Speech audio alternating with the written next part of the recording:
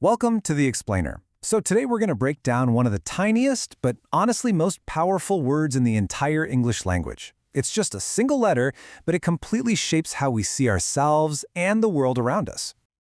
All right, let me ask you something simple to get us started. Think about it.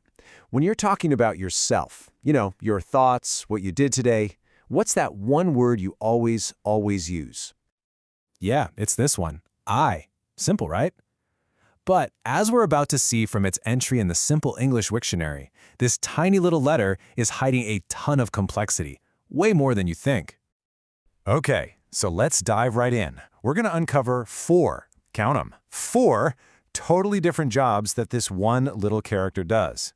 I mean, it's not just a word. It's a letter, a symbol, and, yep, even a number. All right, first up, let's talk about the one we all know best, I as a personal pronoun. This is the I that basically defines our entire point of view. And this sentence from our source, it just nails it, doesn't it? It perfectly shows I in its main role. It's the person talking or writing, the one doing the thing. It puts you right at the center of the story. The source points out this really unique rule that you've probably never even thought about. Unlike any other pronoun, he, she, we, they, the word I is always a capital letter. It literally stands taller than the rest on the page. Kind of cool, huh? And take a look at this. This chart shows us exactly where I fits in with the whole family of pronouns. See it? It's right there at the very top, first person singular. It's the home base, the starting point. Everything else, you, he, she, they, is kind of defined in relation to that I. Okay, so that's the pronoun. But let's move on, because there's more. Beyond just being a word about me, I is also a basic building block in a bunch of other systems we use to communicate. So, at its most basic, like super basic, it's just the 9th letter of the alphabet, a really important vowel sound that's in tons and tons of words. It's like the raw clay before you shape it into something with more meaning.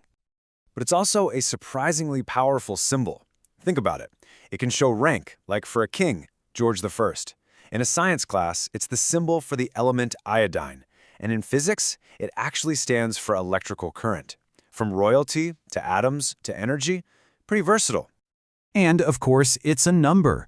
It's the Roman numeral for 1. I mean, it's literally the foundation of a whole counting system.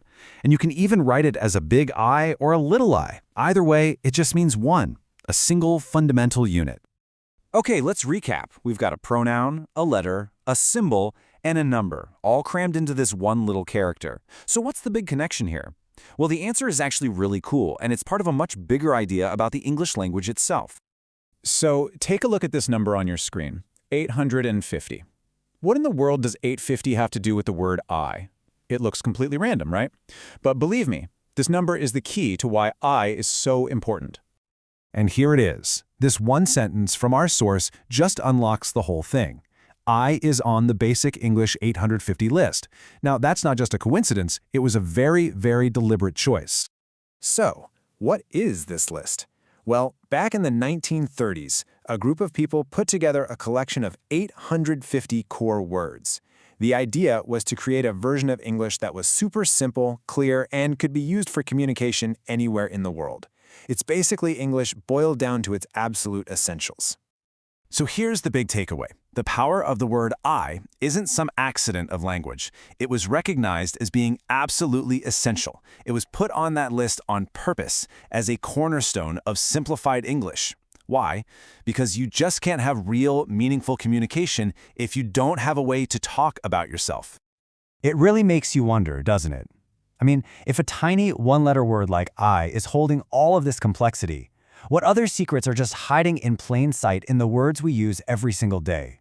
What other super important words are we just totally taking for granted?